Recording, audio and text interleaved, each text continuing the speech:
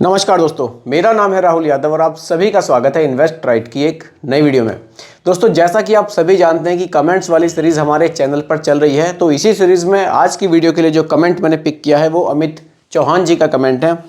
इनका कहना है कि सर मैं 15,000 रुपये महीना की प्राइवेट जॉब करता हूँ, तो मुझे जो इन्वेस्टमेंट करना है वो SBI के ELSS फंड में करना है। 2,000 रुपये महीना की SIP ये करना चाहते हैं और जो इनका टारगेट है वो 1 करोड़ रुपए का है। साथ ही साथ ये इसमें स्टेप अप भी करना चाहते हैं, 5% ये अपनी SIP को हर साल बढ़ाना भी चाहते हैं। बहुत अच्छी बात है। देखिए, अगर आप स्टेप अप लगाते हैं SIP में, SIP को इंक्रीज़ करते हैं पर ईयर, तो वाकई ये बहुत अच्छी चीज़ रहती है। जो आपका फाइनली जो रिटर्न बनते हैं वो काफ़ी बढ़िया देखने को मिल जाते हैं। तो चलिए इसी टॉपिक पर आज की वीडियो में चर्चा करेंगे। आप सभी लोग वीडियो को बहुत ही ध्यान से देखिएगा और समझिएगा, क्योंकि यहाँ एक चीज़ मैं आप सभी को समझाऊंगा बिल्कुल सिंपल भाषा में। और आपके मन में भी कोई डाउट हो किसी तरह का, आपको इन्वेस्टमेंट करना है, म्यूचुअल फंड में इन्वेस्ट करना है, SIP करनी है, लमसम करना है, बेझिझक आप लोग भी कमेंट मुझे कर सकते हैं। आपके टॉपिक पर भी वीडियो में ज़रूर बनाऊँगा। चलिए बात करते हैं आज की वीडियो में SBI ELSS फंड के बारे में।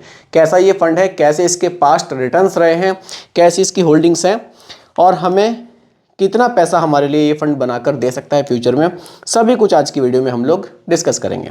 चलिए सबसे पहले फंड का नाम देख लेते हैं। फंड का नाम है SBI long term equity fund. Fund का नाम है SBI long term equity fund. Long term equity fund ये एक ELSS कैटेगरी का फंड है। ELSS कैटेगरी का मतलब है कि यहाँ जो आप पैसा इन्वेस्ट करेंगे उस पैसे से आप अंडर सेक्शन 80C में टैक्स बेनिफिट भी ले सकते हैं। देखिए सर, आप प्राइवेट सेक्टर में जॉब कर रहे हैं, 15,000 आपकी सैलरी है, आप ELSS प्लान में पैसे को इन्वेस्ट करना चाह रहे हैं। अगर आपको टैक्स बेनिफिट नहीं लेना है तो फिर आप इस फंड के अलावा किसी और प्लान में भी इन्वेस्ट कर सकते हैं, क्योंकि इस फंड में इन्वेस्ट करने का एक्स्ट्रा बेनिफिट आपको यही है कि आप इससे टैक्स बेनिफिट लेना चाहते हैं। क्योंकि देखिए, टैक्स बेनिफिट लेंगे, यहाँ आपका पैसा 3 साल के लिए लॉक भी किया जाएगा। और अगर आपको टैक्स बेनिफिट नहीं लेना है तो फिर आप मिड कैप कैटेगरी में भी जा सकते हैं, वहाँ भी आपको अच्छे रिटर्न्स देखने को मिलते हैं। लेकिन आपने जो सवाल पूछा है SBI के ELSS फंड के ऊपर ही पूछा है, तो इस टॉपिक को आज की वीडियो में डिटेल में मैं क्लियर करना चाहूँगा। चलिए फंड साइज़ की सबसे पहले बात करेंगे। कितना पैसा लोगों ने इस फंड में इन्वेस्ट किया है, तो वो किया हुआ है 21,203 करोड़ रुपए।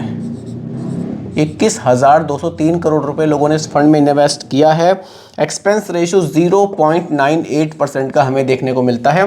एक्सपेंस रेशियो वो खर्चे होते हैं दोस्तों जो हमसे म्यूचुअल फंड कंपनी द्वारा लिए जाते हैं हमारे फंड को मैनेज करने के लिए। चलिए आगे बढ़ते हैं और होल्डिंग्स को देखते हैं। देखिए, होल्डिंग्स से काफ़ी कुछ क्लियर होता है फंड के बारे में। होल्डिंग्स, अब देखिए, इन सर का जो टारगेट है वो 1 करोड़ रुपए का है। तो अच्छी बात है, अपनी फ्यूचर की फाइनेंशियल प्लानिंग बना रहे हैं। जो 1 करोड़ रुपए इनके पास आएगा, उस 1 करोड़ रुपए से ये उसके बाद ये मंथली अपनी यहाँ पर एक पेंशन भी ले सकते हैं। उस पैसे को SWP प्लान में भी इन्वेस्ट कर सकते हैं आगे चलकर। देखिए, अगर हमें अपना फ्यूचर सिक्योर करना है तो पास्ट में थोड़ी सी मेहनत तो करनी होगी, थोड़ा सा कॉम्प्रोमाइज़ तो हमें करना होगा। क्योंकि देखिए, फ्यूचर को सुधारने के लिए, ये तो एक बहुत पुरानी कहावत भी है कि अपने आने वाले कल को सुधारने के लिए हमें आज कड़ी मेहनत करनी पड़ेगी। तो फ्यूचर को सिक्योर करना है तो बिल्कुल थोड़ा सा कॉम्प्रोमाइज़ करना होगा, थोड़ा सा पैसा हमें बचाकर इन्वेस्ट अभी से करना होगा। और म्यूचुअल फंड एक बहुत बढ़िया ऑप्शन है दोस्तों इन्वेस्टमेंट के लिए। आप यहाँ पर 2,000-3,000 रुपये महीना से शुरुआत कर सकते हैं इन्वेस्टमेंट की। बाकी अगर आप किसी भी सेक्टर में इन्वेस्टमेंट करेंगे, आप रियल इस्टेट में करेंगे, तो आपको बहुत ज़्यादा पैसा वहाँ पर चाहिए। तो छोटा छोटा एक आप इन्वेस्टमेंट करके देखिए, आपको फ्यूचर में अच्छे बेनिफिट्स ये बनाकर दे सकता है। चलिए फिलहाल होल्डिंग्स की बात करते हैं। देखिए, मार्केट कैपिटलाइजेशन के हिसाब से अगर आप होल्डिंग देखेंगे, large cap, mid cap, small cap, 3 जगह आपका पैसा डाइवर्सिफाई किया जाना है। लार्ज कैप, मिड कैप और स्मॉल कैप। देखिए, फंड काफ़ी बढ़िया है, यहाँ पैसे का डाइवर्सिफिकेशन काफ़ी बढ़िया तरह से किया गया है। लार्ज कैप में 51.33% पैसा, यानी कि आपका 51.33% पैसा इंडिया की टॉप 100 कंपनीज के स्टॉक्स में जाएगा। मिड कैप में 25.99% ये पैसा उन कंपनीज में जाएगा जिनकी रैंकिंग 101 से 250 तक आ जाएगी। और 251 से 500 रैंक तक की कंपनियों में 14.94% पैसा आपका इन्वेस्ट किया जाएगा। डाइवर्सिफिकेशन काफ़ी बढ़िया है। देखिए, लार्ज कैप में एलोकेशन काफ़ी बढ़िया रखा गया है। लार्ज कैप में एलोकेशन ज़्यादा होने से फंड में लिक्विडिटी की प्रॉब्लम नहीं आएगी, आगे चलकर कोई समस्या आपको इस फंड में नहीं आएगी, क्योंकि लार्ज कैप में एलोकेशन काफ़ी बढ़िया रखा गया है। और देखिए यहाँ एक चीज़ को समझना बहुत ज़रूरी है आपके लिए। आप ELSS प्लान के बारे में बात कर रहे हैं, आप यहाँ SIP के थ्रू इन्वेस्टमेंट कर रहे हैं, तो पर SIP आपकी अगले 3 साल के लिए लॉक कर दी जाएगी, क्योंकि देखिए टैक्स बेनिफिट हम यहाँ लेते हैं, इसलिए हमारा पैसा लॉक भी किया जाता है। ये चीज़ ध्यान से समझिए, लोग इसमें काफ़ी ज़्यादा कंफ्यूज हो जाते हैं कि सर मेरे इन्वेस्टमेंट को 3 साल हो गए हैं लेकिन मैं पैसा रिडीम नहीं कर पा रहा हूँ। देखिए आपका इन्वेस्टमेंट 3 साल कब होंगे, जब आपकी हर एक SIP को 3 साल हो जाएंगे, पर SIP 3 साल के लिए लॉक की जाएगी। इस चीज़ को बहुत ही ध्यान से समझिएगा। चलिए अब सीधा रिटर्न्स की बात करते हैं कि इस फंड ने रिटर्न्स कैसे हमें बनाकर दिए हैं। देखिए रिटर्न्स की अगर मैं बात करूं, लास्ट के 5 ईयर्स के CAGR रिटर्न्स अगर आप देखें तो 21% के देखने को मिले हैं। लेकिन थोड़ा सा लॉन्ग ड्यूरेशन की बात करते हैं, क्योंकि हम जो इन्वेस्ट करेंगे वो भी अगले 20 से 25 साल के लिए कर रहे हैं। तो लास्ट के 10 ईयर्स के जो रिटर्न्स हैं 18.42% के रिटर्न्स इस फंड ने बनाकर दिए हैं। देखिए रिटर्न्स बहुत बढ़िया इस फंड ने बनाकर दिए हैं, 18% से भी ज़्यादा के रिटर्न्स हैं। तो रिटर्न्स बढ़िया है। ओवरऑल SBI का फंड है और SBI पर तो लोग काफ़ी ट्रस्ट करते हैं, काफ़ी बड़ा AUM है SBI का, काफ़ी बड़ी ये कंपनी है। तो यहाँ अगर आप SIP शुरू करते हैं 2,000 रुपये महीना से, जैसा कि सर ने बताया था कि मैं 2,000 रुपये महीना से यहाँ शुरुआत करना चाहता हूँ, एग्जाम्पल यहाँ रख लेते हैं, साथ ही ये स्टेपअप भी इसमें करना चाहते हैं। देखिए ये मुझे कंफर्म नहीं है कि इसमें SBI की ELSS प्लान में आप स्टेपअप कर सकते हैं या नहीं, लेकिन स्टेपअप पर कैलकुलेशन कर लेंगे और नॉर्मल कैलकुलेशन भी हम यहाँ कर लेंगे। 2,000 रुपये महीना की SIP अगर आप यहाँ शुरू करते हैं, रिटर्न्स की अगर मैं बात करूं, देखिए 18% से भी ज़्यादा के रिटर्न्स इस फंड ने बनाकर दिए हैं। हम जो इन्वेस्ट करेंगे अगले 20 से 25 साल के लिए करेंगे, हो सकता है कि जिस तरह से इकनॉमी बढ़ रही है रिटर्न्स हमारे और भी ज़्यादा बढ़ें, लेकिन देखिए रिटर्न्स यहाँ कम भी हो सकते हैं। ये बिल्कुल क्लियर है, म्यूचुअल फंड में रिटर्न्स कम ज़्यादा होते रहते हैं, रिटर्न्स में फ्लक्चुएशन आपको हमेशा मिलेगा, रिटर्न्स फिक्स नहीं है, ये चीज़ समझनी बहुत ज़रूरी है। चलिए रिटर्न्स यहाँ पर जस्ट एग्जांपल के लिए 17% के रख लेते हैं, क्योंकि अभी हमें 18% से भी ज़्यादा के मिले हैं, लेकिन फ्यूचर के लिए थोड़े से कम कर लेते हैं, उस पर कैलकुलेशन करेंगे। ड्यूरेशन यहाँ रख लेते हैं हम लोग 20 ईयर्स की, 20 ईयर्स की ड्यूरेशन है। इन 20 ईयर्स में आपका टोटल इन्वेस्टमेंट कितना होगा और फाइनली वैल्यू आपको क्या देखने को मिल सकती है, इसके लिए SIP कैलकुलेटर का यूज़ करेंगे और देखेंगे कि यहाँ से कितना फंड जनरेट किया जा सकता है। देखिए दोस्तों, प्लानिंग करनी बहुत ज़रूरी है हमारे लिए।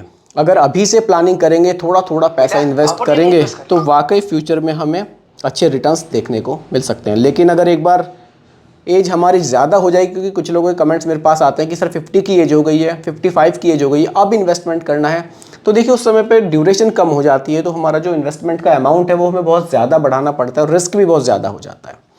तो इसीलिए कम एज में ही स्टार्ट कीजिए, बहुत अच्छा आपके लिए रहने वाला है। चलिए 2,000 रुपये महीना की SIP, रिटर्न्स यहाँ पर 17% के हमने रखे हैं, क्योंकि पास्ट में हमें 18% से भी ज़्यादा के मिले हैं। ड्यूरेशन यहाँ रख लेते हैं 20 ईयर्स की, और जो स्टेपअप है वो हम यहाँ रख रहे हैं 5% का। कैलकुलेट करते हैं तो देखते हैं कि कितने रिटर्न्स यहाँ से जनरेट किए जा सकते हैं। चलिए आगे बढ़ते हैं। देखिए यहाँ हमारा जो टोटल इन्वेस्टमेंट है वो हो जाएगा 7,93,000 रुपये का, 7.93 लाख, ये हमारा इन्वेस्टमेंट हो जाएगा। और जो फाइनली वैल्यू है, देखिए वैल्यू हमारी यहाँ पर बन रही है 52,31,000 रुपये, 52.31 लाख। लेकिन ड्यूरेशन को अगर हम 25 ईयर्स कर दें, 25 ईयर्स, क्योंकि सर का जो टारगेट है वो 1 करोड़ रुपए का है, कि 1 करोड़ रुपए कैसे जनरेट किए जाएंगे। देखिए सब कुछ ड्यूरेशन का ही खेल है। मैं आपको अभी बता ही रहा था कि जब एज हमारी ज़्यादा हो जाएगी तो हमारे पास टाइम कम बचेगा, तो उतने ज़्यादा रिटर्न्स नहीं बन पाएंगे, क्योंकि यहाँ कंपाउंडिंग का पूरा गेम है। जितने ज़्यादा टाइम के लिए पैसे को इन्वेस्ट करेंगे उतना ही रिटर्न्स हमें म्यूचुअल फंड से मिलेगा। कंपाउंडिंग में पैसा बढ़ेगा, बहुत तेज़ी से पैसा हमारा यहाँ बढ़ता है। तो चलिए देखते हैं कि अगर हम इसको ड्यूरेशन को 25 साल कर देते हैं तो कितने रिटर्न्स यहाँ से बन सकते हैं। देखिए अगर इसको 25 साल कर देते हैं तो वैल्यू 1.27 करोड़ रुपए तक हमें देखने को मिल सकती है। और यही 1.27 करोड़ रुपए इनको मिलते हैं। और अगर ये उस टाइम पे 1 करोड़ रुपए अपने SWP प्लान में इन्वेस्ट करते हैं तो वहाँ से भी मंथली इनकम जनरेट कर सकते हैं। अगर उस टॉपिक पर भी आपको वीडियो चाहिए कि मेरे पास जब 1 करोड़ रुपए से ज़्यादा की रकम आएगी उसको मैं आगे कैसे इन्वेस्ट करूं, क्या प्लानिंग रखूं, तो आप लोग मुझे कमेंट कीजिएगा, उस पर नेक्स्ट वीडियो मैं ज़रूर क्रिएट करूंगा। तो दोस्तों उम्मीद करता हूं कि टॉपिक आपको पूरी तरह से क्लियर हुआ होगा। फिर भी कोई कन्फ्यूज़न हो आप मुझे दोबारा कमेंट कीजिएगा, रिप्लाई मैं आप लोगों को ज़रूर करूँगा। बाकी दोस्तों रिकमेंडेशन ये नहीं है, एजुकेशनल पर्पस वीडियो आप लोगों के लिए बनाया गया है। वीडियो कैसी लगी कमेंट में ज़रूर बताइएगा, पसंद आई हो तो लाइक शेयर भी कीजिएगा, और मेरे चैनल पर अगर आप नए हैं इसको भी सब्सक्राइब आप ज़रूर कीजिएगा। बहुत बहुत धन्यवाद।